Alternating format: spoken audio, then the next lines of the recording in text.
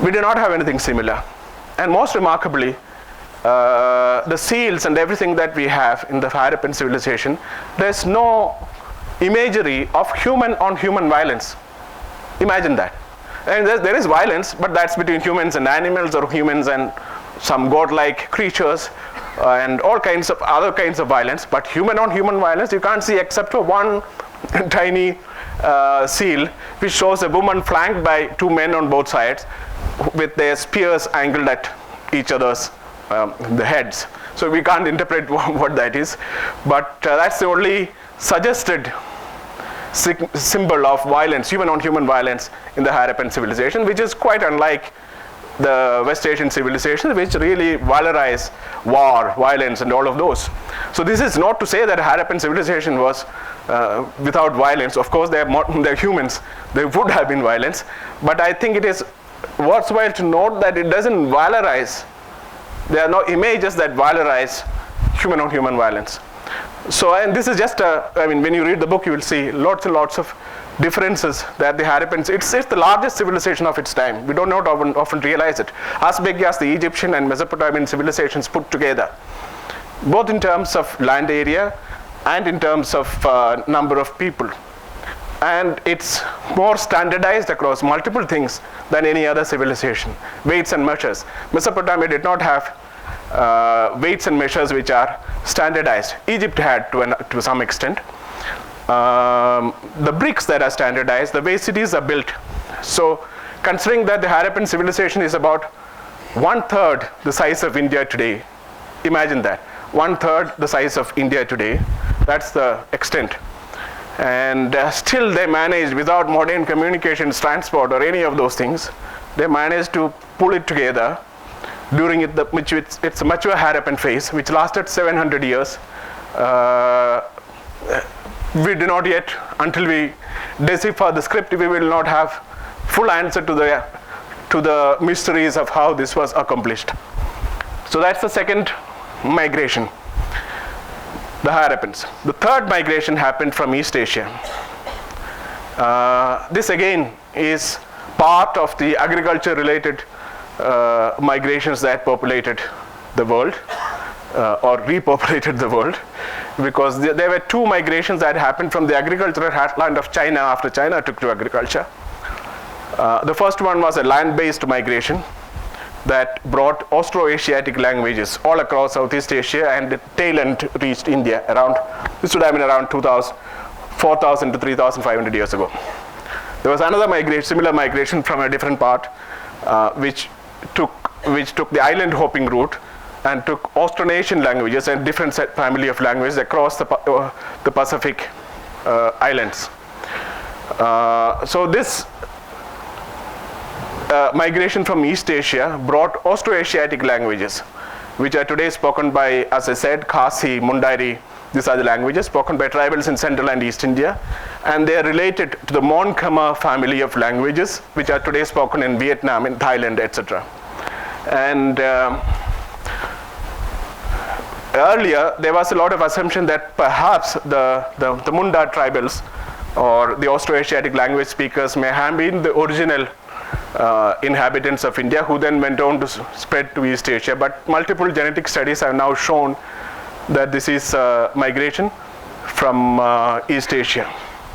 They brought new plants and perhaps new farming practices, and this happened around 4,000 to 3,500 years ago. Last migrants, the Arya.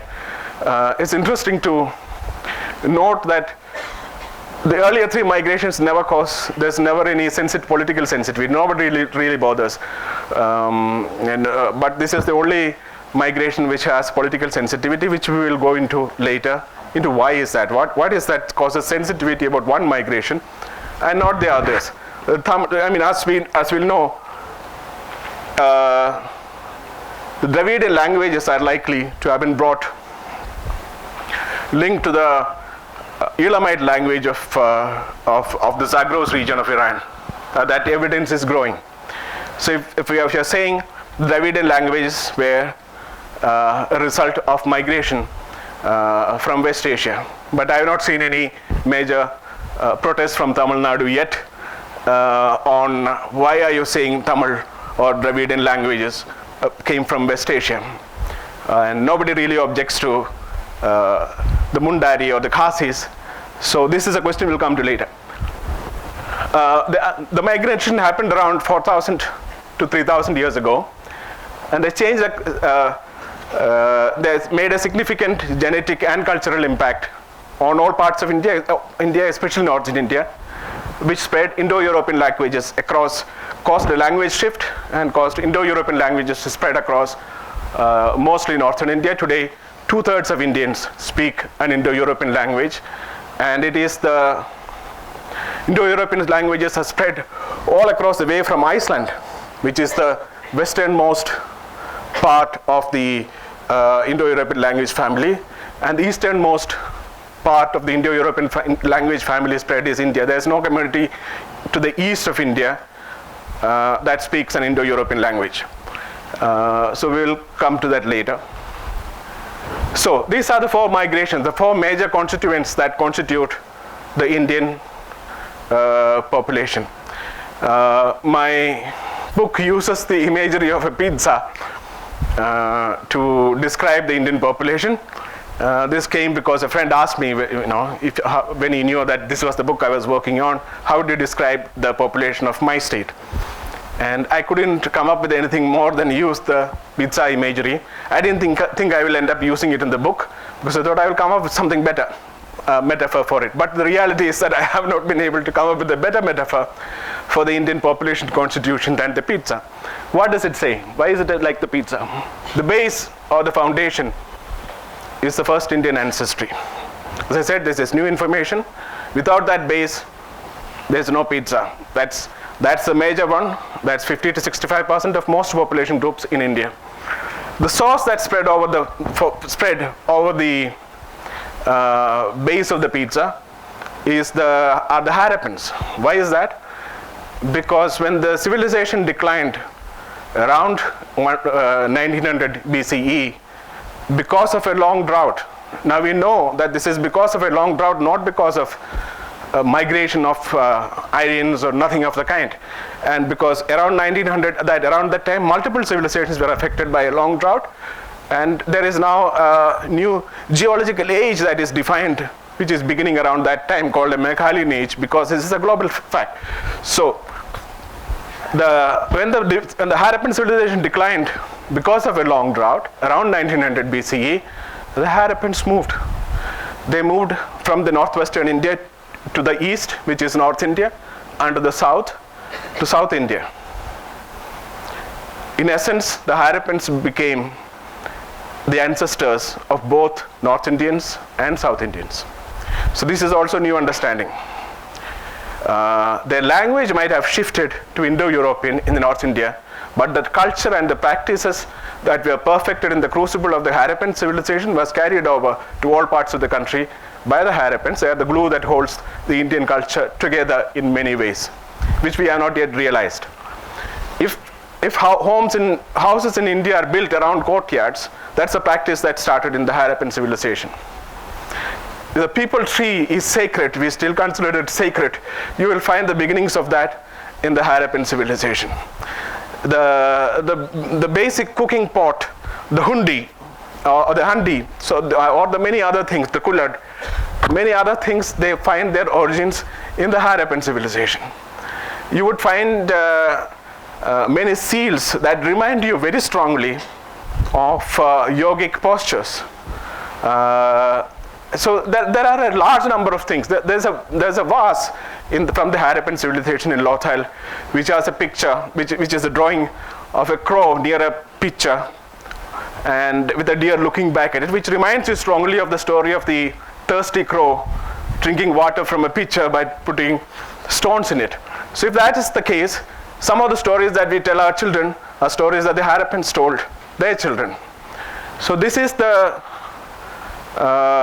source that spread over both North India and South India, and the source that spread over the pizza, and the Harappans are the ancestors of both North Indians and South Indians.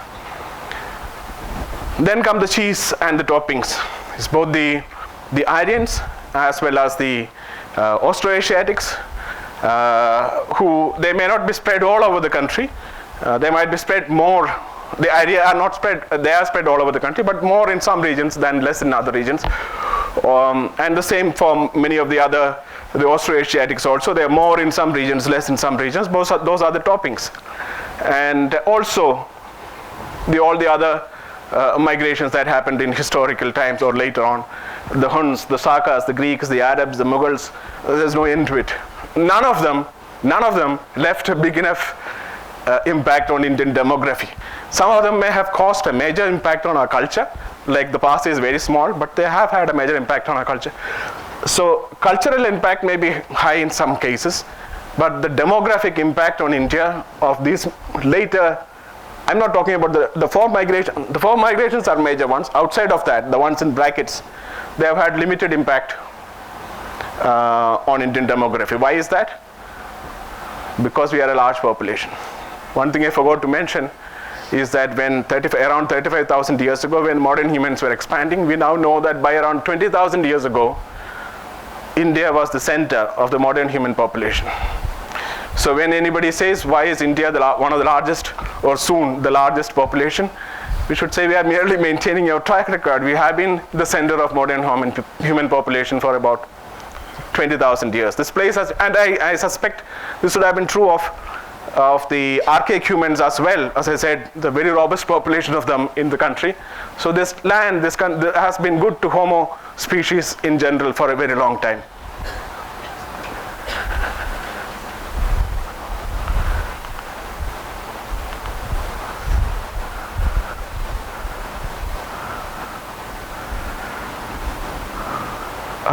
Yeah, it's also brought a culture change because the idea brought a newest lifestyle which is more pastoral, mastery of a horse, metallurgy, newer ways of thinking, and they changed their lifestyle not just in India, but as I said, they went to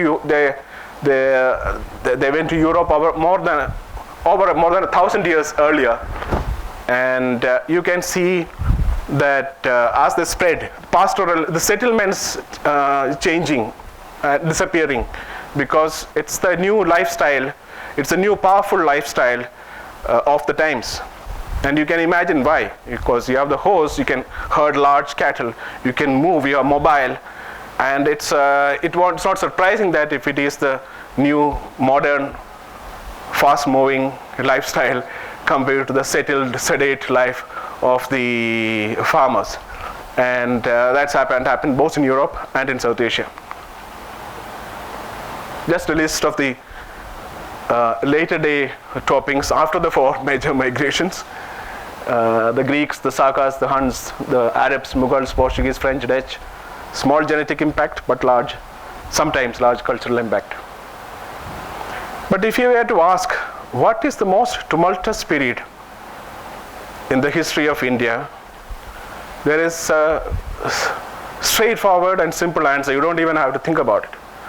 There is no period in the history of India that is as tumultuous as the period between 4,000 years ago to the beginning of the Common Era. That's between 2000 BCE to around 100 CE. There's nothing that compares. Why is that? Just imagine all that happened. A unique civilization, the largest in the world, most populated civilization in the world, that had survived in its mature form alone for 700 years, fell apart almost fairly quickly, but because of a long drought, and the population spread all over.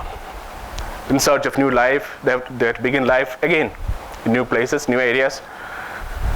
Around the same time, new migrations come from East Asia, bringing new language, new practices, and we also know that it was very male-dominated because genetic research has shown that if you look at the Austroasiatic language speakers, if you look at their mitochondrial DNA, that is the DNA that is inherited to the maternal line, they're all first Indian. But if you look at the Y chromosome, or that is inherited through the paternal line, that's a lot of it is East Asian. So you can see that this was a very male-dominated what shall I say, migration, possibly. So there are new migrations happening not just from the east. There's also that is happening from the north, from Central Asia, that is dominant enough to change and cause a language shift in North India. So there is no period that is as tumultuous as these 2,000 years, considering all that happened. And what ties it all together is what genetics tells us, that during those 2,000 years, there was a very great deal of genetic mixing that happened, of the kind that did not happen earlier nor later. So those 2,000 years has formed us as a population in many ways, because until then, remember, by 4,000 years ago, all four major components of Indian population are in. The out of Africa migrants are in, West Asians are in, the East Asians are in, the Central Asians are in. And the next 2,000 years, what we see is a mixing of a kind that touches everybody. Nobody is left out. Today, if you look at the most remote tribal group, you will find that's also mixed. So that's the level to which mixing happened during 2,000 years. The only people left out of it were the Andamans, were the people in Andamans who were cut off from the mainland, and therefore the mixing did not happen to this extent. Of course, it happened later after the British took over the Andamans. That's a different story. But so this is a 2,000-year period of mixing that formed us as we are, and that's what we mean when we say we are a mixture of four major components of four major streams of migration that formed us as a population.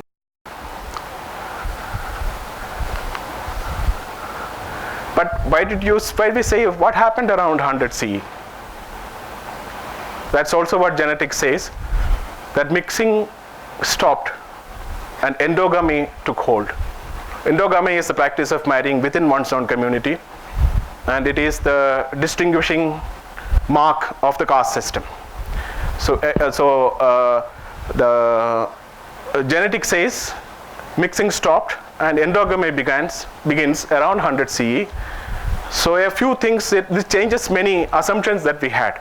For example, it was assumed that the caste system may have begun with the arrival of the Aryas. Now we know that's not true, because the Aryas arrived almost 2,000 years earlier. So the caste system did not begin with the arrival of the Aryas. It happened almost 2,000 years later. And by the time the caste system fell in place, mixing had already happened.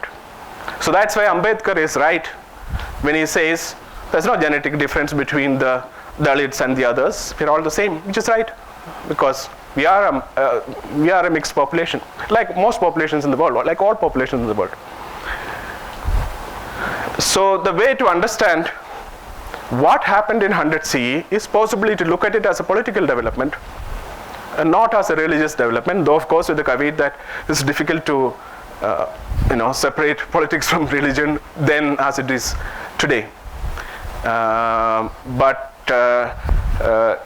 We do not have clear understanding of what exactly happened, how exactly did this begin then, but there are some clues.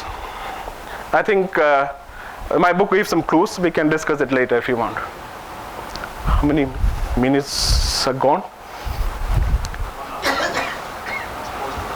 Okay. So we come to what are the lessons? What are the things that we did talk about things that changed. What are the things that we should take away from what the new findings are? The first one is we are all Indians. We are all migrants, we are all mixed. And that stands true of all parts of the country. And actually we can say it when you say it stands true for all parts of South Asia, because India is used in this book, not as in the current India, but as India as in the region, as it has always been used historically. So we are all mixed, and this is why someone from outside of the region can look at someone and say, you look like an Indian. Why? Because this is what separates us. This is especially the base of the pizza is unique to us. The rest of it you may find in other parts of the world too, but the base of the pizza is unique to us. Why is that? Because the first Indian ancestry has no close relatives in the world. Why is that? Because the people who came around 65,000 years ago and their descendants who went on to East Asia and other parts of the world, they separated almost 65,000 or 50,000 years ago. So they are no longer close, we can no longer call them close relatives. And outside of South Asia, the first Indian ancestry has no close relatives. So that's what gives us the distinction, the uniqueness. That's what makes someone say, you look like an Indian. Why do you look like an Indian? Because that's the base. This is the formation. Four major prehistoric migrations are our building blocks. Tribals are us. This is again a new understanding. Why? Because we often used to think that tribals somehow are, different from the rest of the population. And it's surprised to find that even Ambedkar, to some extent, seemed to suggest it.